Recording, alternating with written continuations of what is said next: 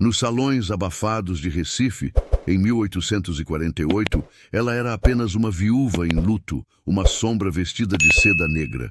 Mas nas vielas escuras e úmidas da cidade, Ana Lins de Albuquerque era o cofre e o cérebro da revolução que em breve mancharia de sangue as fardas do império. Continue assistindo para descobrir como o luto se transformou em uma arma letal. Aproveite e se inscreva para não perder outras histórias de poder e vingança. E comente abaixo qual a maior injustiça que você já presenciou na vida.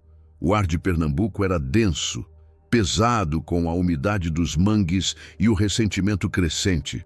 O cheiro adocicado do melaço dos engenhos se misturava ao odor metálico de pólvora e da tinta fresca dos panfletos clandestinos que circulavam de mão em mão, alimentando o fogo da revolta. De um lado, a aristocracia imperial, com seus generais e barões do açúcar, vivia em solares opulentos, surda aos clamores do povo. Do outro, uma classe de brasileiros inflamados por ideias liberais, jornalistas, artesãos e homens livres empobrecidos que conspiravam sob o manto da noite, sonhando com um Brasil livre da mão de ferro do Rio de Janeiro. Ana Lins de Albuquerque, com seus 30 anos e uma fortuna herdada, movia-se neste mundo como uma rainha em seu tabuleiro de xadrez. Sua dor era a armadura que a tornava invisível. Sua mansão, o centro nevrálgico da conspiração. Sua motivação não era a política, mas algo muito mais visceral. A vingança pura e fria contra o homem que lhe tirou tudo. Ela não buscava poder para si, mas a aniquilação completa de seus inimigos, transformando seu luto em um motor de destruição calculada, onde cada peça humana era movida com precisão mortal. Seu alvo tinha um nome e um título: General Inácio Bastos, o autoproclamado pacificador de Pernambuco, um homem brutal, enviado pela coroa para esmagar qualquer fagulha de rebeldia, governando através do medo, da corrupção e de uma crueldade metódica. Ao seu redor, Ana tecia sua teia, contando com aliados improváveis. Havia Bento, o jovem jornalista idealista, cujo jornal clandestino era a voz da insurreição, e Luzia, sua governanta leal, uma ex-escravizada cujos olhos e ouvidos captavam os segredos sussurrados nos mercados e senzalas. E havia o capitão Moraes, um oficial do próprio general, preso a uma dívida de honra com o falecido marido de Ana, uma peça instável e perigosa no jogo. A promessa de sangue que guiava cada passo de Ana havia sido selada meses antes, no dia em que recebeu o corpo de seu marido. Ele não fora vítima de um suicídio por dívidas de jogo, como a versão oficial declarava cinicamente.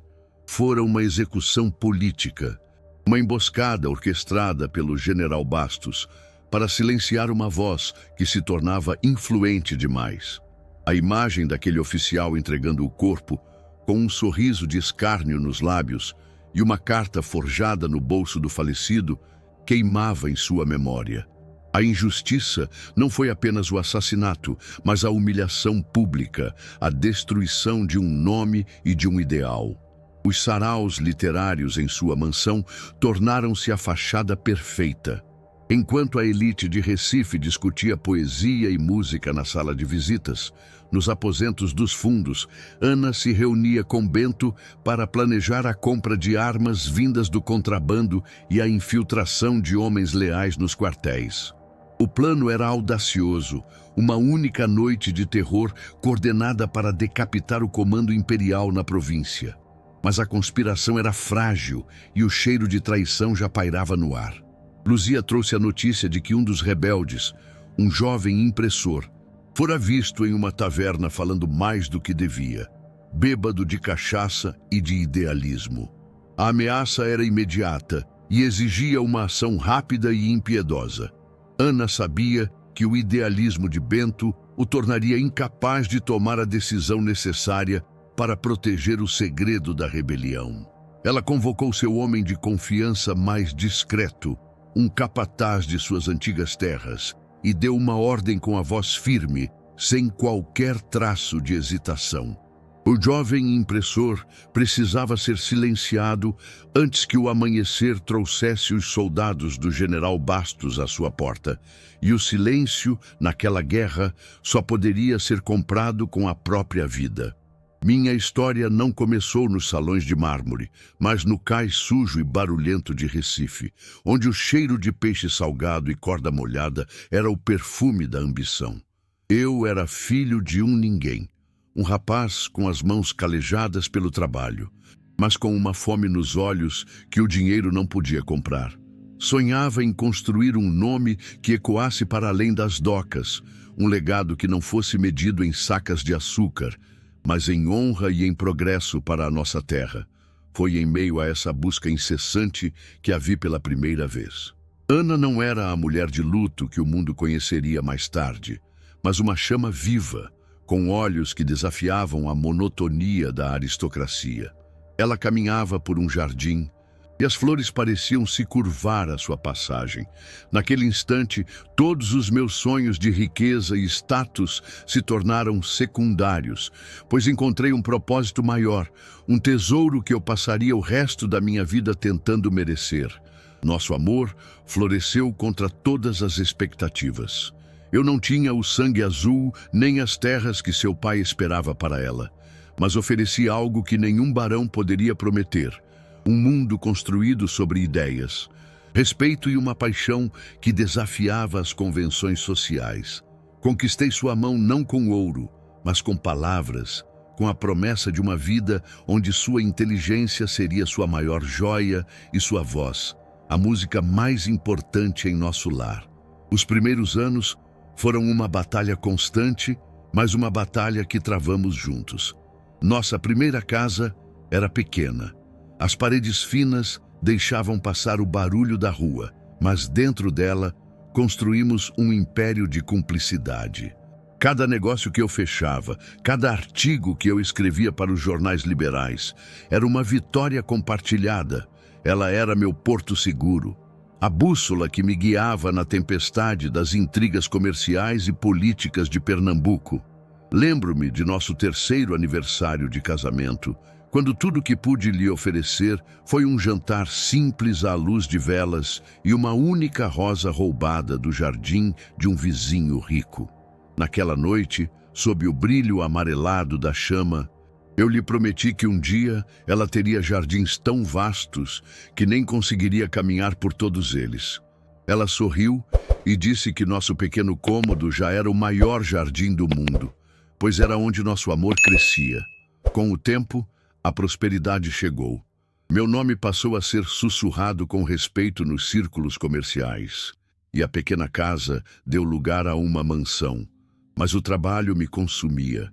Eram noites em claro, debruçado sobre livros de contabilidade e manifestos políticos, tentando equilibrar a construção de nossa fortuna com a construção de um Brasil mais justo. Eu sentia o peso do tempo roubado dela, de cada jantar solitário que ela enfrentou. Muitas vezes, eu chegava em casa de madrugada, exausto, e a encontrava adormecida em uma poltrona, um livro esquecido em seu colo.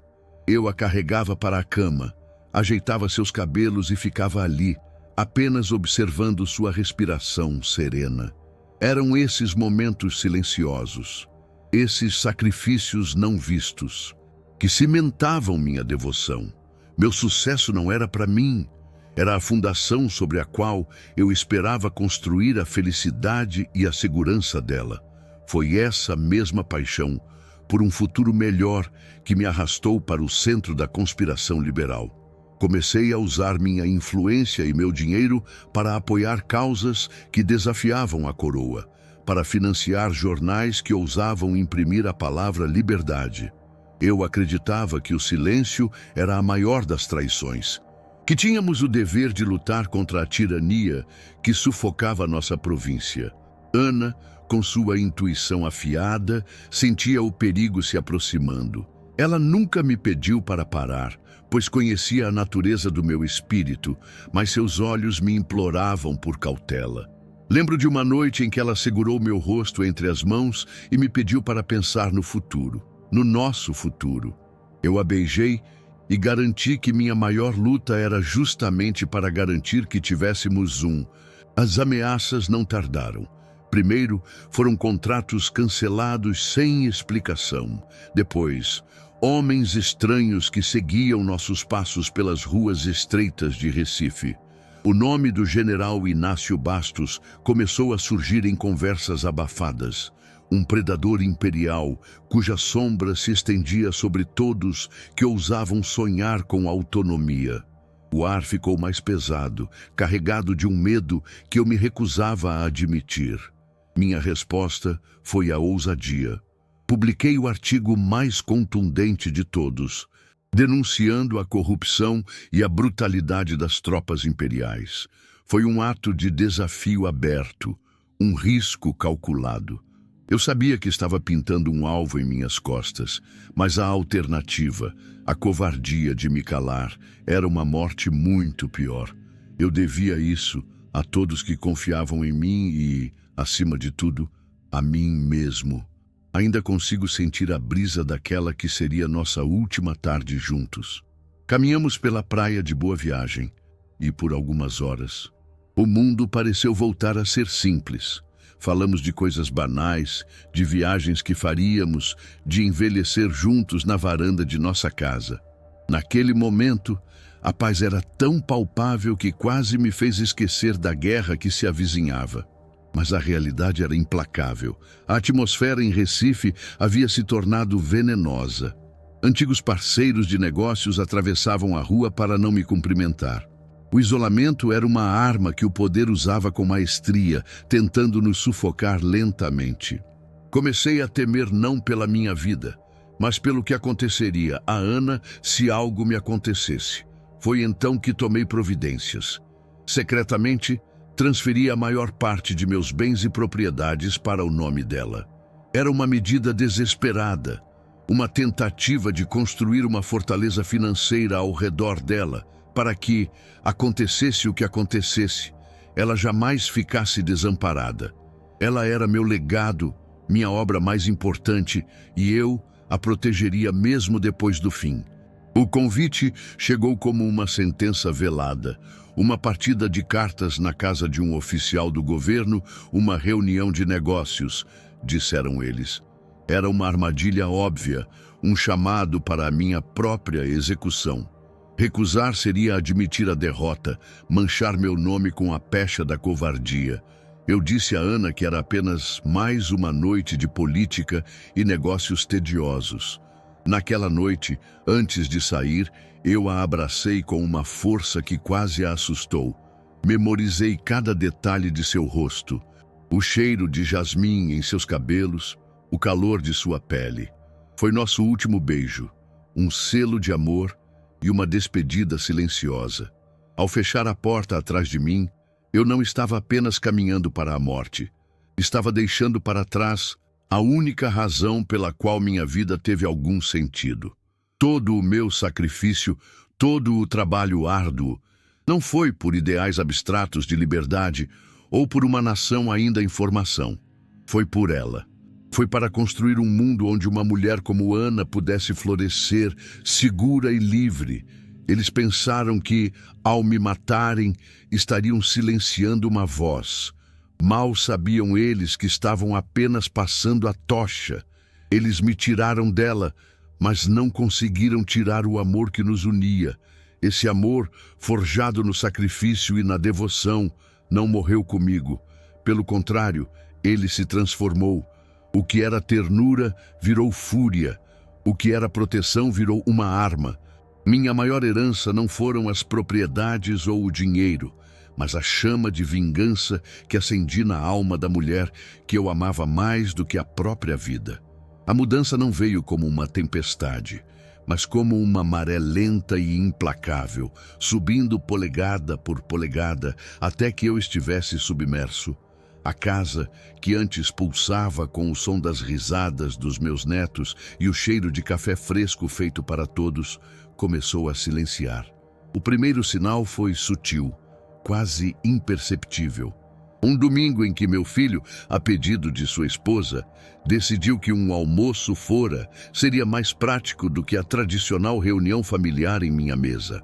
A praticidade tornou-se a nova palavra de ordem. Um eufemismo para o distanciamento que se instalava como uma névoa fria. Helena, minha nora, nunca foi abertamente hostil. Sua arma era a eficiência gélida. Ela organizava a vida de meu filho e dos meus netos com a precisão de um general. E nessa nova ordem, eu era um elemento anacrônico. Uma peça de mobília antiga que já não combinava com a decoração moderna de suas vidas. As visitas dos netos, antes eventos caóticos e cheios de alegria espontânea, transformaram-se em compromissos agendados, cronometrados e supervisionados. Eles não corriam mais para o meu colo para ouvir histórias. Em vez disso, sentavam-se polidamente no sofá, os olhos fixos em seus aparelhos eletrônicos, respondendo às minhas perguntas com monossílabos, enquanto Helena observava do batente da porta, o relógio em seu pulso, marcando o tempo para a retirada.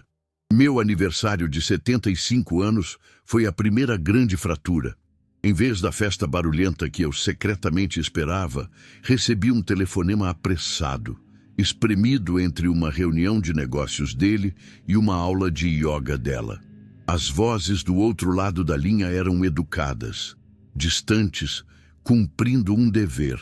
Quando desliguei, o silêncio da casa pareceu gritar a verdade que eu ainda me recusava a ouvir. A cadeira vazia na cabeceira da mesa durante os raros jantares de feriado tornou-se um monumento à minha irrelevância. Eles insistiam que eu me sentasse lá por respeito, mas era um trono vazio. As conversas fluíam ao meu redor, sobre planos de viagem para os quais eu não era convidado, sobre o futuro de empresas das quais eu já não fazia parte, sobre um mundo que continuava a girar sem precisar do meu impulso. Comecei a me sentir invisível em minha própria casa, um fantasma vagando pelos corredores que eu mesmo construí.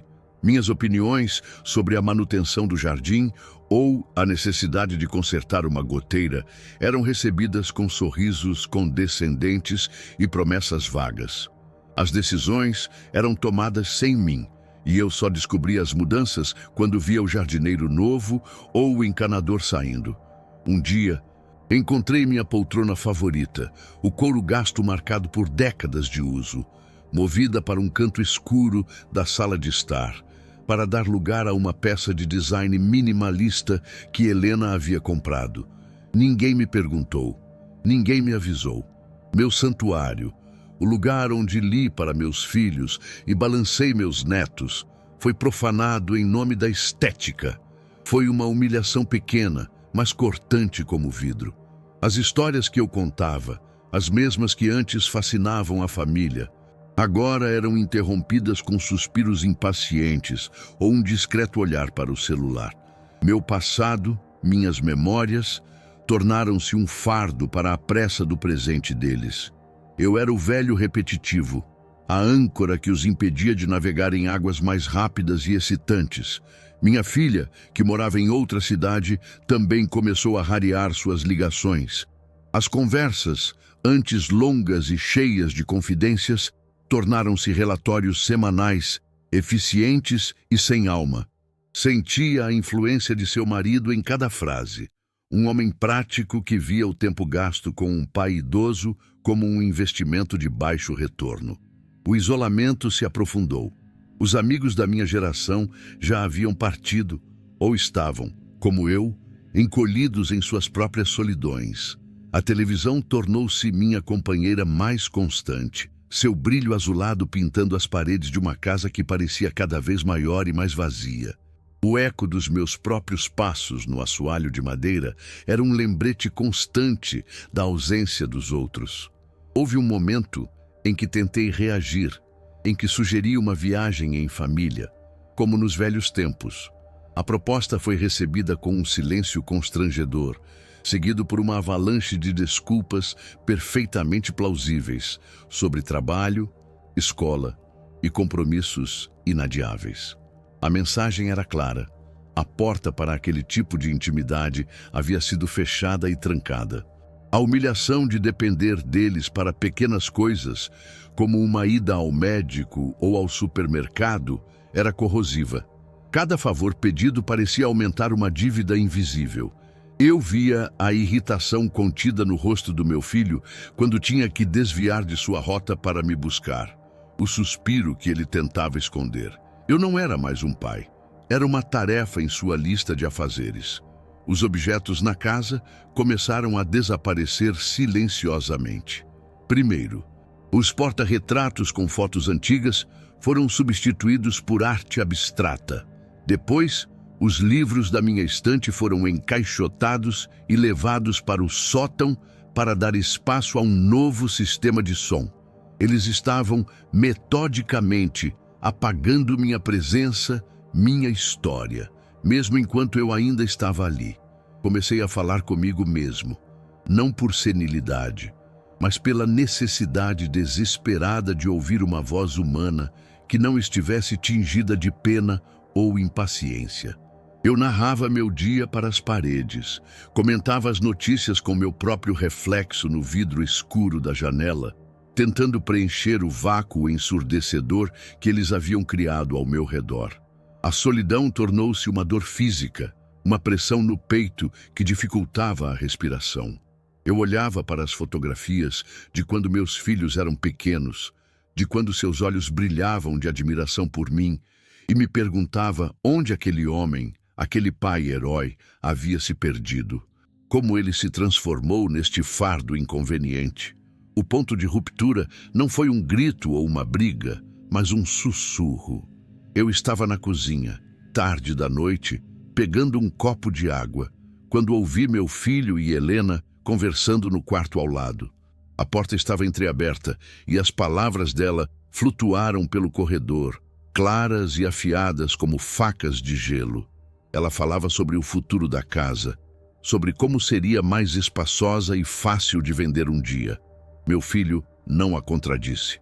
Houve apenas uma pausa, e então ele respondeu com uma voz cansada, uma voz de resignação. Ele não disse que me amava ou que eu era importante. Ele apenas concordou que, logisticamente, ela estava certa. A logística havia vencido a memória. A praticidade havia assassinado o afeto. Naquele momento, eu entendi tudo. Eu não era mais o patriarca, o fundamento daquela família. Eu era o último obstáculo. O capítulo final de um livro que eles estavam ansiosos para fechar, para poderem começar a escrever o seu próprio, em páginas limpas, onde minha caligrafia não existia mais. Voltei para o meu quarto sem fazer barulho, o copo de água esquecido na pia. Sentei-me na beirada da cama, no escuro, e pela primeira vez em muitos anos, chorei. Não eram lágrimas de raiva ou de autopiedade, mas de um luto profundo por um abandono que já havia acontecido há muito tempo. Eu apenas tinha me recusado a ver. O homem que eles viam não era mais seu pai. Era um problema a ser administrado. E naquela noite, olhando para o vazio do meu quarto, eu finalmente aceitei a terrível verdade. Para os filhos que eu criei com todo o meu amor e sacrifício, eu já estava morto. Estavam apenas esperando meu corpo perceber isso. Aquela noite, o sussurro de Helena não quebrou meu coração. Ele o petrificou, transformando a dor quente da tristeza em um gelo cortante de clareza. Eu finalmente entendi que o amor que eu sentia por eles era um monólogo, uma carta enviada para um endereço que não existia mais. O luto pela família que eu pensava ter terminou ali, naquele corredor escuro, e em seu lugar nasceu uma calma fria, uma resolução forjada na mais amarga das decepções. Eles não me viam mais como pai, mas como um ativo a ser liquidado. E eu, em meu silêncio, decidi que era hora de reavaliar o meu próprio testamento. Eles subestimaram o velho. Em sua arrogância moderna, viram em mim apenas um resquício do passado. Um homem analógico em um mundo digital, cujas histórias e conselhos eram tão obsoletos quanto os livros de capa dura em minhas prateleiras. Acharam que minha mente, assim como meu corpo, havia se tornado lenta e frágil. Não perceberam que a sabedoria não grita, ela observa. E por anos eu observei. Vi a ganância sutil crescendo em seus olhos, a impaciência disfarçada de preocupação, e me preparei para o dia em que a lealdade deles finalmente se esgotaria. Minha falecida esposa, Marta, sempre foi mais perspicaz. Ela via a semente do egoísmo neles, mesmo quando eram crianças, uma dureza que meu amor paterno se recusava a enxergar. Em seu leito de morte, com a voz fraca, mas os olhos lúcidos como nunca, ela me fez prometer. Não era uma promessa de desconfiança, mas de proteção. Ela me pediu para construir uma arca, um refúgio financeiro que ninguém além de mim soubesse que existia, para que, se um dia a tempestade da ingratidão viesse, eu não estivesse desamparado. Durante anos, cumpri essa promessa em segredo absoluto.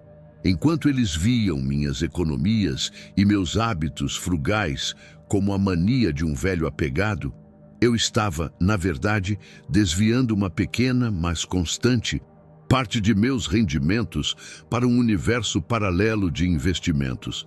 Cada centavo que eles julgavam que eu estava guardando para uma aposentadoria confortável era, na verdade, a semente de uma floresta que eles nem imaginavam existir. Era um jogo de paciência, a minha maior virtude, e a pressa deles, a minha maior aliada. Naquela mesma noite, levantei-me da cama, não como um homem derrotado, mas como um estrategista prestes a mover sua peça final. Fui até minha velha escrivaninha de mogno, a mesma que Helena tanto queria substituir por uma peça de vidro e metal.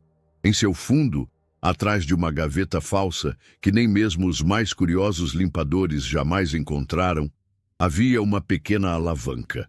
Puxei-a e uma seção da madeira se abriu, revelando não maços de dinheiro, mas 3 cadernos de contabilidade encadernados em couro e uma única chave de cofre, pesada e antiga. Esses cadernos continham a verdadeira história da minha vida financeira, uma narrativa que se desenrolou nas margens do balanço oficial da família. Começou há 40 anos, com a compra de um terreno árido e esquecido no interior do estado. Uma aposta que todos na época chamaram de loucura. Marta foi a única que me apoiou. Com o tempo, aquele deserto se tornou o epicentro de um novo polo industrial, e o valor daquela terra se multiplicou por 1000. Um segredo que guardei com o mesmo zelo com que guardava as cartas de amor dela. O lucro daquela venda inicial não foi para a conta conjunta da família, mas se tornou a base de um portfólio de investimentos diversificado e invisível. Apliquei em pequenas empresas de tecnologia antes que se tornassem gigantes. Comprei imóveis comerciais em bairros que ainda estavam para florescer, sempre guiado por meu instinto e por uma análise que meus filhos, com seus consultores financeiros da moda, considerariam antiquada. Eles buscavam o lucro rápido, eu construía valor duradouro. Eles nunca suspeitaram. Para meu filho, eu era o homem que ainda lia o jornal de papel e mal sabia usar um smartphone. Como poderia um homem assim entender o complexo mercado de ações ou o futuro dos ativos digitais? Essa imagem que eles criaram de mim foi meu melhor disfarce. Eles me deram a capa da invisibilidade, e eu a usei para construir uma fortaleza ao meu redor, tijolo por tijolo, em pleno dia, bem debaixo de seus narizes condescendentes. Abri o primeiro caderno. As colunas de números escritas com minha caligrafia cuidadosa contavam uma história de crescimento exponencial. As propriedades, as ações, os títulos de baixo risco, tudo estava ali, meticulosamente documentado. Fiz uma conta rápida na minha cabeça, uma estimativa conservadora. O patrimônio oculto, construído ao longo de 4 décadas de silêncio e disciplina, ultrapassava facilmente os 15 milhões de reais, mais do que o triplo do valor de todo o patrimônio visível que eles estavam tão ansiosos para herdar e dividir. Este dinheiro nunca foi concebido como uma arma de vingança. Era para ser meu último ato de amor, um fundo para a educação dos meus netos, uma rede de segurança que os protegeria das incertezas do futuro. Era um presente póstumo, a ser revelado por meu advogado após minha partida. Mas a conversa que ouvi naquela noite mudou irrevogavelmente o propósito daquele tesouro. O que era para ser um escudo para o futuro deles, agora se tornaria minha espada no presente. Não haveria uma confrontação dramática, nem acusações raivosas. Isso seria ceder ao tipo de teatro que eles apreciavam. Minha resposta seria como meus investimentos, silenciosa, estratégica e devastadora em sua eficácia. A justiça, eu decidi. Não seria um ato de punição, mas de reequilíbrio. Eles me ensinaram que o amor e a lealdade tinham um preço, e eu estava prestes a lhes mostrar o verdadeiro valor da minha ausência.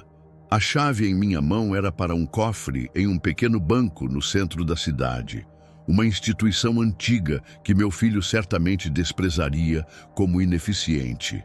Lá dentro, os documentos originais, as escrituras em meu nome exclusivo e os certificados de ações que provavam minha total autonomia financeira esperavam pacientemente.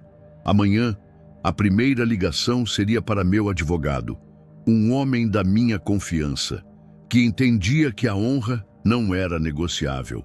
Naquele instante, uma transformação ocorreu dentro de mim.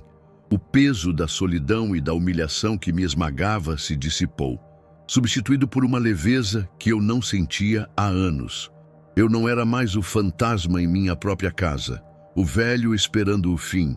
Eu era o guardião do legado, o mestre do jogo que eles nem sabiam que estavam jogando.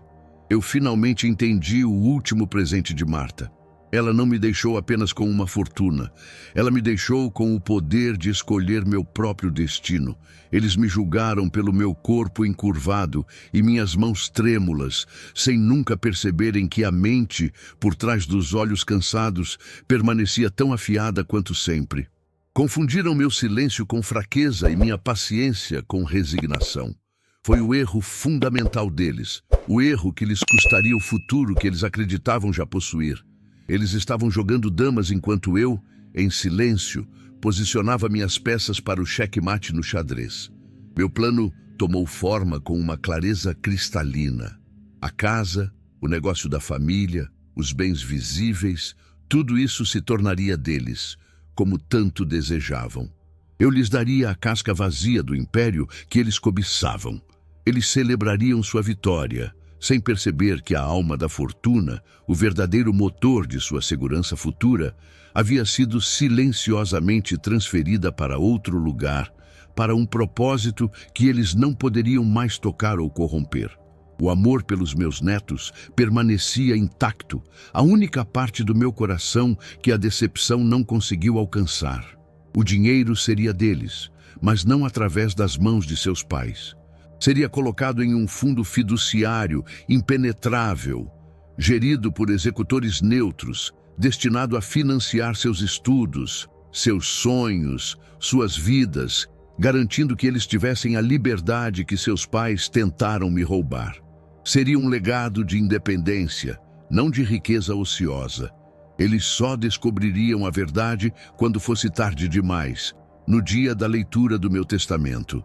Imagino seus rostos, a confusão se transformando em choque e depois em uma fúria impotente ao perceberem que o velho senil que eles planejavam administrar havia, na verdade, administrado o destino deles até o fim. Eles teriam a casa espaçosa que Helena tanto queria, mas viveriam nela com o conhecimento amargo do que haviam perdido por sua própria ganância. Fechei o compartimento secreto e o clique suave da madeira soou como o início de um novo capítulo. O silêncio da casa não era mais opressor. Era o meu aliado, o campo onde minha estratégia floresceria. Voltei para a cama e, pela primeira vez em muito tempo, o sono veio fácil e profundo. Eu não estava mais à deriva. Eu estava no leme, navegando em direção a um ato final de justiça. Um final escrito não pela mão do destino, mas pela minha. O primeiro telefonema, feito ao amanhecer, foi para o meu advogado.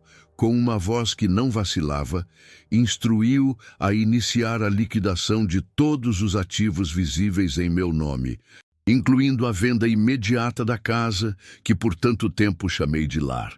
Não havia raiva em meu tom, apenas a serenidade de uma decisão longamente amadurecida. Eles queriam o espaço, a facilidade de vender um dia, e eu lhes daria exatamente isso, mas nos meus termos e no meu tempo.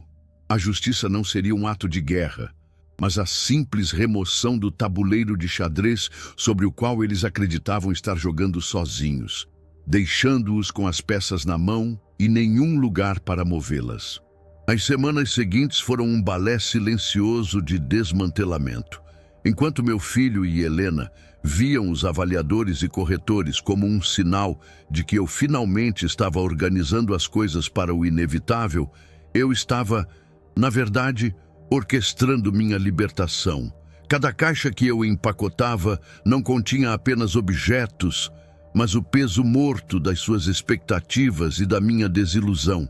Eles me ofereceram ajuda com uma condescendência que beirava o cômico, preocupados que o velho estivesse se esforçando demais, sem nunca perceber que cada livro guardado, cada fotografia retirada da parede, era um passo em direção a uma autonomia que eles me negaram por tanto tempo.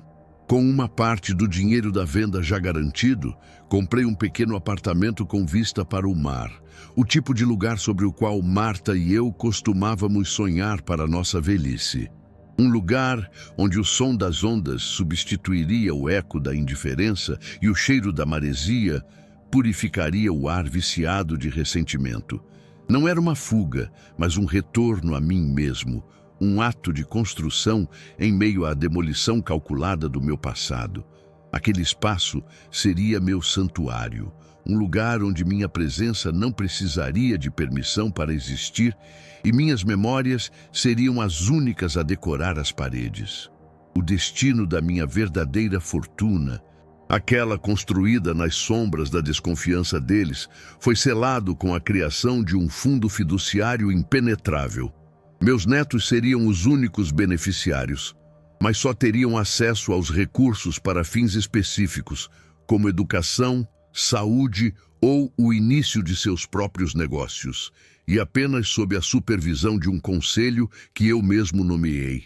Era minha forma de lhes dar as ferramentas para construir suas próprias vidas, protegendo-os não apenas das incertezas do mundo, mas da ganância que havia envenenado a alma de seus pais. O amor, eu decidi, era também um ato de proteção estratégica. No dia da minha partida, a casa estava vazia e silenciosa. Sobre a mesa de jantar de mogno, onde tantas refeições em família foram compartilhadas e onde minha invisibilidade foi decretada, deixei um único envelope. Dentro, não havia uma carta de acusação ou um desabafo sentimental.